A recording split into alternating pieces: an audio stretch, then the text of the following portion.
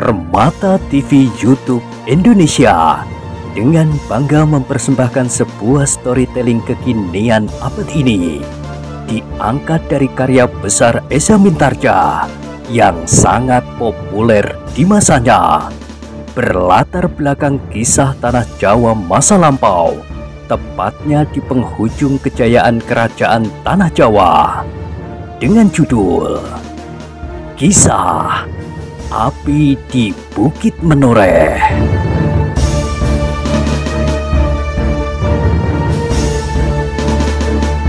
Pada kesempatan yang sangat baik ini, kita masuk pada episode yang ke-387.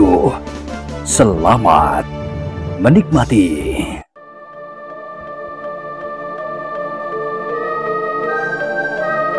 Pada episode sebelumnya telah diceritakan, Kiai Gringsing tidak menyaut lagi, tetapi ia masih berdiri di tempatnya. Sejenak ia merenungi keduanya. Ia menjadi ragu-ragu, apakah ia akan segera mengobati keduanya atau tidak. Tetapi justru karena luka-luka keduanya tidak berbahaya bagi jiwa mereka, maka Kiai Gringsing mengambil keputusan untuk membiarkan saja mereka dahulu, agar mereka tidak dapat pergi meninggalkan tempat itu. Bagaimanapun juga, keduanya masih diperlukan, katanya di dalam hati. Meskipun pengetahuannya tentang lingkungannya terlampau sedikit, tetapi mungkin ia dapat menunjukkan jalur yang dapat ditelusur lebih jauh, sehingga akhirnya dapat diketemukan pusat dari usaha yang masih belum dapat diketahui dengan pasti itu.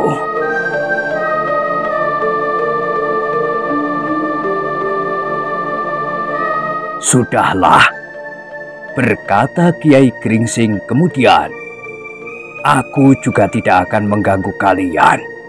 Beristirahatlah. Kedua orang itu tidak menjawab. Mereka memandang saja wajah Kiai Gringsing dengan sorot mata yang membayangkan keheranan. Mereka sama sekali tidak berbuat apapun ketika Kiai Gringsing kemudian melangkah meninggalkan ruangan itu. Di muka pintu ia berpaling sambil berkata, kalian memang harus beristirahat. Tidurlah, supaya keadaan tubuh kalian segera menjadi baik.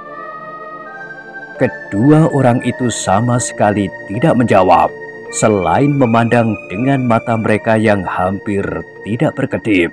Tetapi keduanya terkejut ketika Kiai Gringsing kemudian tidak saja menutup pintu, tetapi pintu itu diselaraknya dari luar. Hei, Kisanak! Orang yang kekar itu berteriak.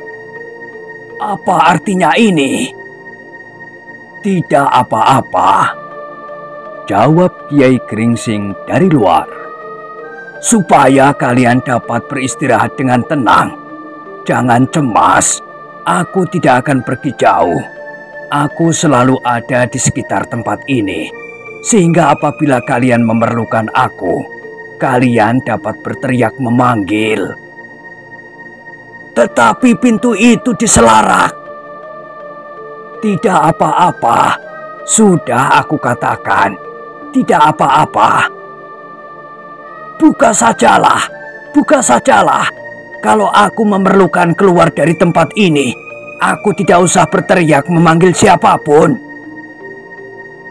Jangan, sahut Kiai Gringsing. Nanti kau akan terganggu oleh orang-orang yang keluar masuk ruangan ini. Tidak, tidak. Dan tiba-tiba saja tertatih-tatih, orang yang tinggi kekar itu melangkah ke pintu. Sambil memukul-mukul daun pintu lerekan, ia berkata, buka pintu ini. Tentu, nanti aku akan membukanya. Sekarang biarlah saja dahulu. Jangan hiraukan pintu itu. Sudah aku katakan, kau akan dapat beristirahat dengan tenang. Kiai Gringsing pun kemudian tidak menghiraukan orang itu lagi, meskipun ia masih memukul-mukul pintu. Meskipun demikian, orang tua itu masih juga ragu-ragu meninggalkan tempat itu. Perlahan-lahan saja ia melangkah memasuki ruang yang lain. Dilihatnya beberapa orang perempuan dan anak-anak menjadi semakin cemas. Tetapi tidak seorang pun dari mereka yang bertanya kepadanya apa yang telah terjadi.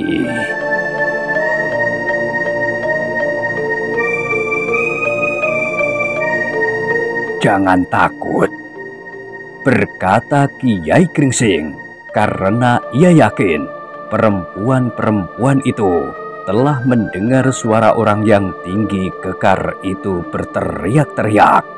Katanya kemudian, orang itu tidak akan berbuat apa-apa. Ia marah kepadaku, tidak kepada kalian. Aku sengaja menutup dan menyelarak pintu itu dari luar. Jangan dibuka, supaya ia tidak pergi. Perempuan dan anak-anak itu memandanginya seperti memandang sebuah tontonan yang paling mencemaskan. Seperti mereka melihat seorang penari yang kehilangan kesadaran oleh irama gamelan yang cepat dan menikam dirinya sendiri, meskipun tidak terluka. Kiai Gringsing sadar sepenuhnya akan hal itu pula. Perempuan dan anak-anak itu memang telah dicekam oleh kecemasan, tetapi mereka tidak berani mengatakannya. Mereka memerlukan perlindungan, berkata Kiai Gringsing di dalam hatinya. Sayang bahwa laki-laki yang ada di barak itu telah terpengaruh oleh lingkungan yang dibangkitkan oleh orang-orang itu, sehingga selalu diliputi oleh ketakutan. Bahkan para pengawas pun telah terpengaruh pula, justru karena di dalam lingkungan mereka pun terdapat seorang yang serta di dalam usaha menakut-nakuti para pekerja itu.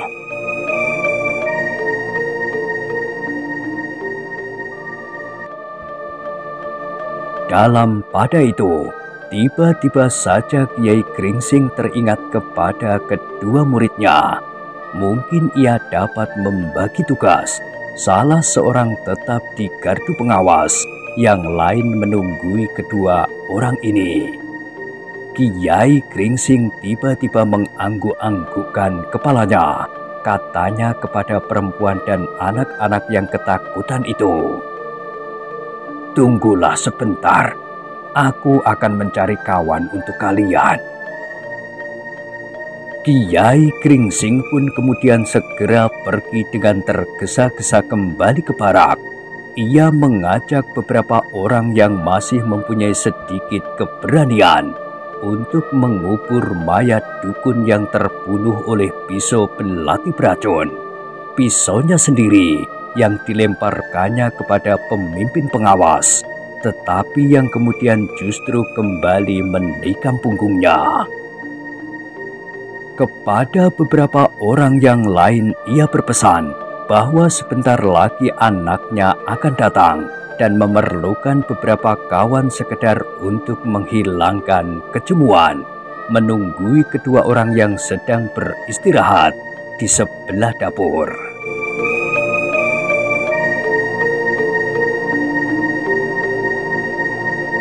Agung Sedayulah yang kemudian mendapat tugas untuk menunggui kedua orang yang berada di serambi dapur itu, bersama dua orang yang diajaknya dari barak itu. Ia pergi ke tempat kedua orang itu terkurung. "Apakah mereka tidak melarikan diri?" bertanya salah seorang dari dua orang yang diajaknya itu. "Menurut ayahku, pintunya telah diselarak dari luar. Tetapi Mereka pasti dapat membuka dinding yang tidak terlampau kuat dan melepas tali-talinya, kemudian menyuruh keluar. Keduanya sangat lemah, jawab Agung Sedayu. Menurut ayah, keduanya tidak akan mampu berbuat banyak. Kedua orang kawannya mengangguk-anggukkan kepalanya, tetapi tiba-tiba salah seorang dari mereka bertanya, "Apakah benar orang tua itu ayahmu?"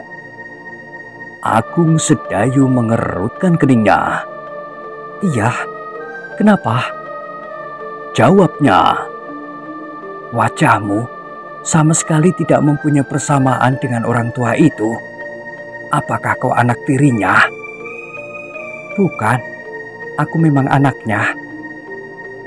"Saudaramu yang bernama Sangkan itu pun tidak mirip sama sekali dengan ayahmu dan dengan kau sendiri."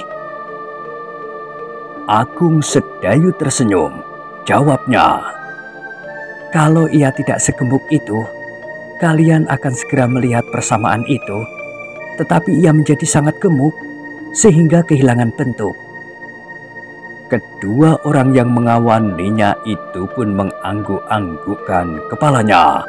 Mereka mencoba membayangkan wajah Swandaru apabila ia tidak menjadi segemuk itu.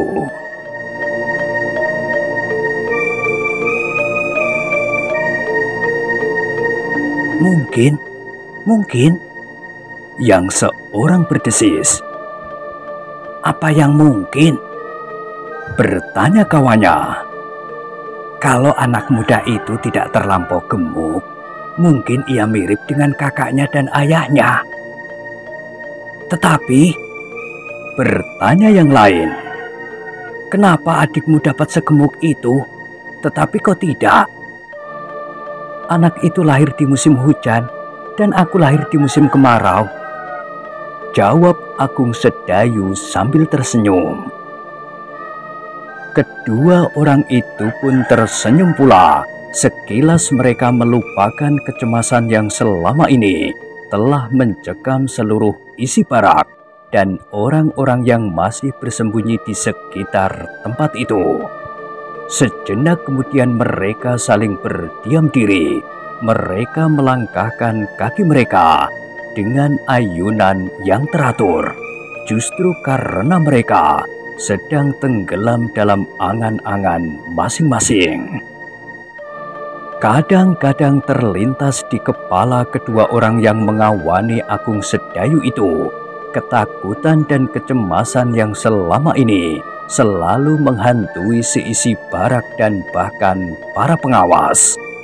Anak muda itu bersama adik dan ayahnya ternyata telah melahirkan suasana yang baru bagi mereka, meskipun mereka masih belum tahu pasti apakah yang akan terjadi selanjutnya tanpa orang yang kekar, yang kekurus-kurusan dan orang-orang lain yang selama ini memegang sebagian besar peranan di dalam lingkungan mereka itu.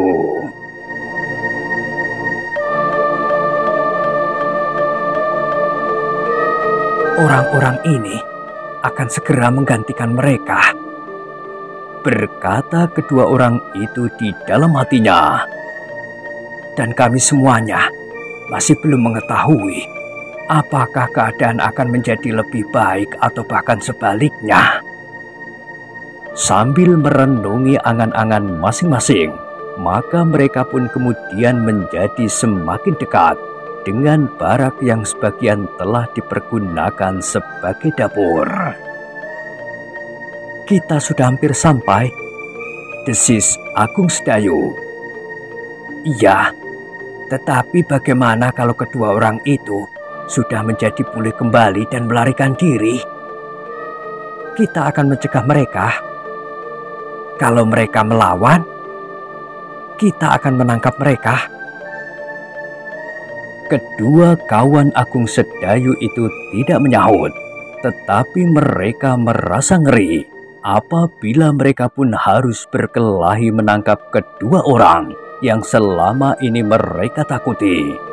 Terlebih-lebih lagi orang yang tinggi dan kekar itu, meskipun ternyata bahwa orang yang kekurus-kurusan itu mempunyai peranan yang lebih penting dari orang yang tinggi kekar itu. Ketika mereka memasuki pintu barak itu, mereka masih melihat perempuan dan anak-anak duduk diam di tempatnya, seakan-akan mereka sama sekali tidak berani beranjak dari tempat mereka. Dengan wajah yang tegang dan dibayangi oleh ketakutan, mereka memandang ketiga orang yang memasuki barak mereka itu. Sejenak Agung Sedayu dan kedua kawannya berdiri saja di muka pintu memandangi seisi barak. Namun sejenak kemudian, maka Agung Sedayu pun berkata, "Kami bertiga datang untuk menemani kalian di barak ini, supaya kalian tidak terlampau ketakutan. Kami akan mencoba menjaga kalian dari segala macam kemungkinan yang tidak kita kehendaki bersama-sama." Beberapa orang perempuan saling berpandangan, tetapi sorot mata mereka masih tetap membayangkan keraguan-raguan dan kebimbangan. "Iya," sahut salah seorang kawan Agung Sedayu, "kami akan berada di tempat ini untuk beberapa saat. Bukankah kalian tidak berkeberatan?" Sekali lagi perempuan-perempuan yang ada di dalam barak itu saling berpandangan, tetapi mereka masih tetap berdiam diri. Namun demikian, karena kedua kawan Agung Sedayu itu telah mereka kenal dengan baik sebelumnya, maka kedatangan mereka benar-benar telah mengurangi perasaan takut yang mencekam.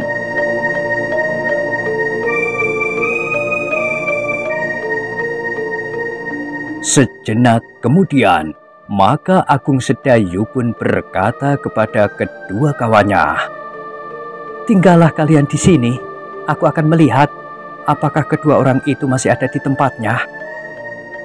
Agung Sedayu tidak menunggu jawaban kawan-kawannya. Ia pun segera melangkah masuk lewat pintu putulan sampai ke dapur itu. Kemudian seperti petunjuk yang sudah diberikan oleh Kiai Gringsing, ia pergi ke pintu yang masih diselarak. Di muka pintu itu, Agung Sedayu berhenti sejenak.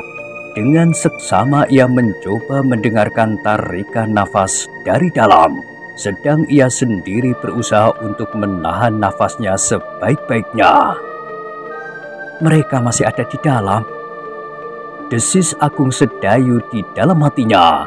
Namun demikian Agung Sedayu menjadi curiga karena ia mendengar suara gemerisik dan derak bambu yang patah. "Apakah yang mereka lakukan?" bertanya Agung Sedayu kepada dirinya sendiri. Kecurigaan Agung Sedayu pun bertambah-tambah pula, karena suara itu semakin lama justru menjadi semakin keras, sejalan dengan tarikan nafas yang semakin memburu.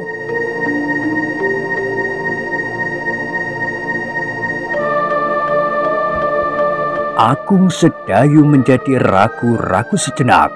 Ia mendapat lubang yang cukup besar untuk mengintip apa saja yang telah mereka lakukan di dalam bilik yang sempit itu. Karena Agung Sedayu tidak ingin menduga-duga saja untuk selanjutnya, maka Agung Sedayu pun dengan hati-hati mendekati selarak pintu putulan. Perlahan-lahan pula ia mengangkat selarak itu, kemudian menyentak ia mendorong pintu putulan itu ke samping, sehingga pintu itu pun terbuka. Dada Agung Sedayu berdesir. Ia melihat orang yang tinggi kekar itu, betapapun lemahnya, masih mencoba untuk membuka dinding bilik yang tidak terlampau kuat itu. Betapa terkejut mereka berdua ketika mereka menyadari bahwa pintu yang diselarak itu kini sudah terbuka dan seorang anak muda berdiri di muka pintu itu sambil menyaksikan apa yang telah mereka lakukan. Sejenak Agung Sedayu berdiri tegang memandang orang yang tinggi kekar yang masih mencoba membuka dinding. Namun tanpa sesadarnya, ia pun kemudian melangkah maju mendekatinya sambil berkata, "Apakah kau masih berusaha untuk lari?" Tanpa diduga-duga, orang yang tinggi kekar itu mengerahkan segenap tenaga yang masih tersisa padanya. Dengan serta-merta, ia berdiri dan menyerang Agung Sedayu. Agung Sedayu yang mengerti benar bahwa orang itu sebenarnya sudah terlampau lemah, sama sekali tidak melawan. Ia hanya mengelakkan dirinya. Selangkah ia bergeser ke samping sambil memutar tubuhnya. Ternyata karena serangannya sama sekali tidak menyentuh anak muda itu, orang yang tinggi kekar itu terdorong oleh sisa kekuatannya sendiri yang sudah dihentakkan sejauh-jauh yang dapat dilakukannya. Sehingga dengan demikian, ia terhuyung-huyung dan dengan kerasnya jatuh terjerembab. Kepalanya membentur tiang barak itu, yang untung terbuat dari bambu, sehingga tidak begitu menyakitinya. Namun demikian, sisa tenaga orang itu seakan-akan benar-benar telah terkuras habis. Dengan demikian, maka orang yang tinggi kekar itu sama sekali tidak lagi menyimpan tenaga yang cukup dapat membawanya bangkit. Agung Sedayu menarik nafas menyaksikan orang itu terbaring diam. Namun dari sorot matanya, Agung Sedayu masih dapat membaca apa yang tergores di hatinya. Agaknya orang itu cukup keras kepala. "Kau berbaring saja di situ?" bertanya Agung Sedayu kepada orang yang tinggi kekar itu. Orang itu menggeram. Sekilas dipandanginya kawannya yang masih juga terlampau lemah, berbaring di tengah-tengah ruangan. "Seandainya kau berhasil membuka dinding ruangan ini, apa yang akan kau lakukan?" bertanya Agung Sedayu pula. Orang itu masih tidak menjawab. "Apakah kau akan lari? Seandainya kau dapat melarikan dirimu, bagaimana dengan kawanmu yang sudah sangat lemah ini?" Sekali lagi orang yang tinggi kekar itu menggeram, tetapi ia masih belum dapat bangkit. Dipandanginya saja Agung Sedayu dengan sorot mata yang semakin menyala. "Kau telah melakukan sesuatu yang ternyata merugikan dirimu sendiri," berkata Agung Sedayu. Lalu katanya, "Usahamu untuk melarikan diri telah menumbuhkan suatu keinginan padaku untuk mengikatmu pada tiang barak ini." "Gila!" tiba-tiba orang itu membentak. "Kalau kemudian kekuatanmu pulih kembali dan kau memaksa untuk lari, maka tiang barak yang tidak begitu kuat ini akan terseret dan atap ini akan runtuh menimpa kau dan kawanmu itu." "Gila! Kau benar-benar anak gila! Aku tidak mau! Aku tidak mau!" "Tentu kau tidak mau, tetapi seperti kawanmu yang lemah sekali itu pun pasti tidak mau apabila adikku bertanya kepadanya apakah ia mau dipukuli dengan cambuk. Juga pemimpin pengawas itu akan membiarkan dirinya terluka di punggung. Tentu tidak. Tetapi kita kadang-kadang memang harus menerima perlakuan yang tidak sesuai dengan keinginan kita sendiri. Bukankah begitu?" "Persetan!" "Tetapi terpaksa sekali aku berbuat demikian." Wajah orang yang tinggi kekar itu tiba-tiba menyala. Ia masih berusaha untuk bangkit, tetapi tubuhnya memang sudah terlampau lemah, sehingga ia harus berpegangan pada dinding. "Kau jangan berbuat gila!" Orang itu masih mencoba berteriak.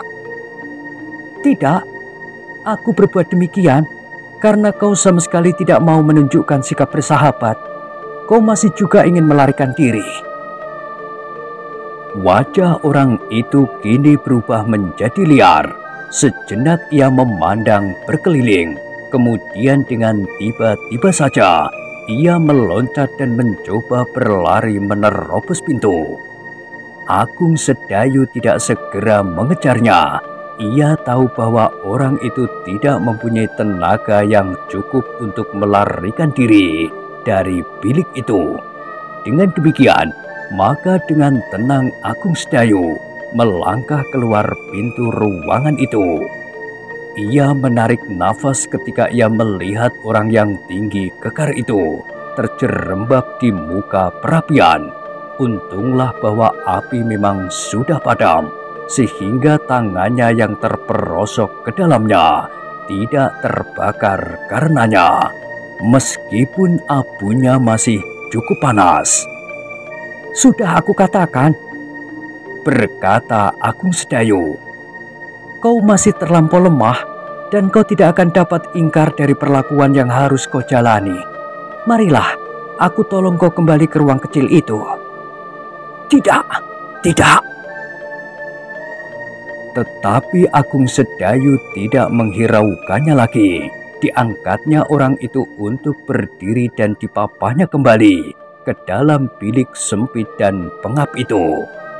Meskipun orang itu masih berusaha melawan, bahkan mencoba mencekik Agung Sedayu yang memapahnya, namun Agung Sedayu tidak menghiraukannya. Dengan mudahnya ia mengibaskan tangan orang itu sambil berkata, "Jangan berbuat demikian, nanti aku banting kau." Orang itu menggeram, namun ia memang tidak dapat berbuat apa-apa lagi. Tulang-tulangnya serasa sudah terlepas dari tubuhnya dan otot-ototnya menjadi tidak bertenaga. Karena itu, ia tidak dapat berbuat lain kecuali menurut saja, dibawa oleh Agung Sedayu ke dalam bilik yang sempit itu. "Tunggulah di sini sebentar, aku akan mencari seutas tali." "Gila!" Ia menggeram. Agung Sedayu tidak menyahut. Ia melangkah keluar meninggalkan orang itu duduk bersandar di dinding. Namun Agung Sedayu tidak lupa menyelarak pintu itu rapat-rapat. Ketika ia masuk ke ruang sebelah, ia masih tetap melihat orang-orang yang kecemasan. Bahkan kedua kawannya pun tampaknya masih juga ragu-ragu menghadapi keadaan. Ketika keduanya melihat Agung Sedayu, maka dengan serta-merta keduanya bertanya hampir berbareng, "Sudah?" Agung Sedayu mengerutkan keningnya. "Apa yang sudah?" Ia bertanya. "Apakah kita sudah selesai dan dapat kembali ke barak kita sendiri?" bertanya salah seorang dari mereka. Agung Sedayu menarik nafas dalam-dalam. Agaknya orang-orang di tempat ini benar-benar telah dicekam oleh ketakutan dan kecemasan. Namun jawabnya kemudian, "Kita tidak sekedar melihat orang-orang yang ada di sebelah dapur itu. Kita harus menungguinya. Jadi tugas kita masih panjang." "Di sini? Apa salahnya? Bukankah kita memang harus melindungi perempuan dan anak-anak? Bukankah perempuan yang ada di barak ini dan anak-anaknya adalah istri kalian dan anak-anak kalian?" "Aku belum beristri," berkata salah seorang dari keduanya. "Aku juga belum," jawab Agung Sedayu. "Tetapi adalah kewajiban kita untuk melindungi perempuan dan anak-anak." Kedua kawannya itu saling berpandangan dan mereka mendengar Agung Sedayu meneruskan, "Seharusnya kita berbuat sesuatu yang dapat memberikan ketentraman di hati perempuan dan anak-anak di sini, bukan sebaliknya." Kedua orang itu tidak menyahut. Mereka menundukkan kepala mereka, tetapi mereka tidak dapat mengusir begitu saja perasaan takut dan cemas yang seakan-akan sudah bersarang di dalam hati mereka. Namun demikian, mereka mengerti apa yang dikatakan oleh Agung Sedayu. Mereka memang tidak boleh menambah ketakutan dan kecemasan di dalam barak ini.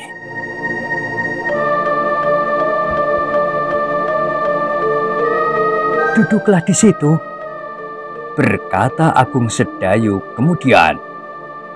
"Kawani perempuan dan anak-anak yang ketakutan, kalian harus yakin bahwa untuk sementara pasti tidak akan terjadi apa-apa. Dan dalam waktu yang sementara itu, para pengawas sudah akan dapat membuat hubungan dengan induk pasukan mereka. Kalian tidak akan ditakut-takuti lagi." Kedua orang itu memandang Agung Sedayu sejenak. Salah seorang dari keduanya mengangguk-anggukkan kepalanya sambil berkata, "Iya, mudah-mudahan. Aku yakin, kalian pun harus yakin." Keduanya mengangguk-anggukkan kepalanya pula. Namun salah seorang dari mereka kemudian bertanya, "Sekarang kau mau kemana?" "Tidak kemana-mana, aku memerlukan seutas tali." "Untuk apa?" "Untuk mengikat pintu," jawab Agung Sedayu sambil melangkahkan kakinya keluar barak. Di halaman, Agung Sedayu mendapatkan beberapa potong tali dari bambu bekas pengikat kayu. Tetapi ketika ia mengambil tali itu, terasa tali itu terlampau keras. "Tali-tali ini akan melukai tangannya," katanya kepada diri sendiri. Karena itu, maka Agung Sedayu pun tidak mau mempergunakannya. Ia mencari tali yang lebih lunak lagi, tali dari sabut.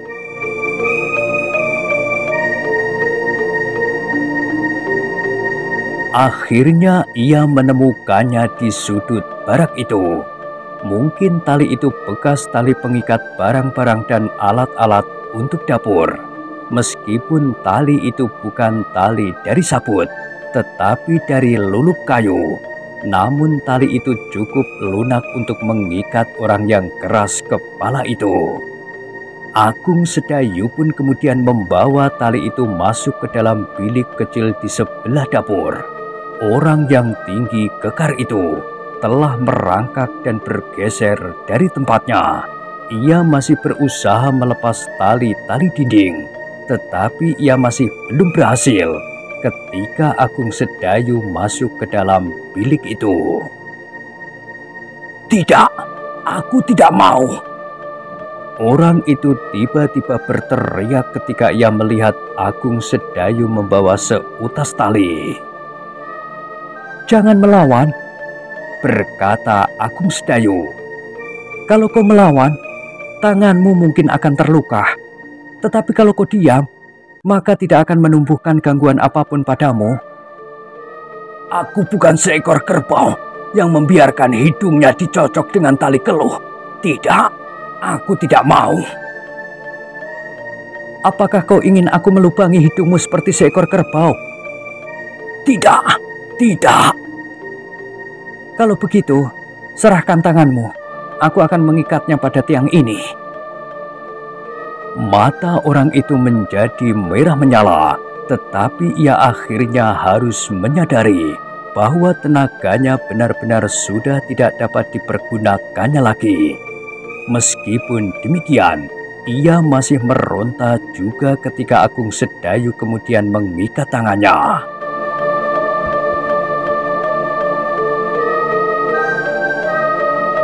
"Maaf, kalau tidak, kau pasti akan berusaha melarikan dirimu. Aku terpaksa berbuat demikian karena aku tidak akan dapat terus-menerus menunggu kau di dalam bilik yang pengap ini." "Gila!"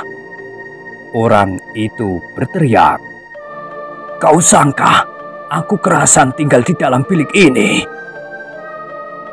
"Untuk sementara, lebih baik kau melepaskan segala pikiran dan angan-angan untuk keluar dalam waktu dekat. Dengan demikian kau akan dapat tidur dengan nyenyak. Persetan! Orang itu menggeram, tetapi ia tidak dapat melawan ketika Agung Sedayu kemudian mengikat orang itu pada tiang bambu petung yang besar itu. Sejenak Agung Sedayu memandangi seorang laki yang berbaring dengan lemahnya. Luka-lukanya membujur lintang di tubuhnya. Pakaiannya yang sudah terkoyak-koyak sama sekali tidak lagi dapat menutupi dada dan lengannya yang sobek itu. Darah yang beku seakan-akan telah membalut seluruh permukaan kulitnya.